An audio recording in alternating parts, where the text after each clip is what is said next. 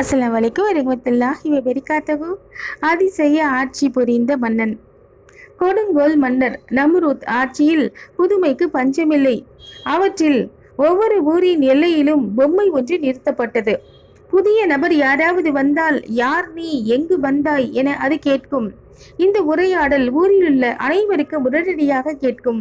இதனால் புதிதாக வந்தவரை பற்றி அனைவரும் அறிந்து கொள்வர். திருடு போன பொருளை கண்டறிய தபேலா ஒன்றையும் வைத்திருந்தார் மன்னர். பொருளை இழந்தவர் இந்த தபேலாவில் ஒரு முறை தட்டினால் போதும், அது யார் திருடியது, பொருள் எங்கு மறிக்கப்பட்டுள்ளது என்ற விவரத்தையும் சொல்லும். பெண் பொம்மை ஒன்றும் இருந்தது. அதனிடம் காணாமல் போனவர் பற்றி கூறினால் உடனடியாக சொல்லிவிடும். இதுபோல அதிசய கருவிகள் மட்டுமின்றி தான் ஏறி செல்வதற்கும் தங்கம் வெள்ளியாலான பல்லக்கும் வைத்திருந்தார் மன்னர்.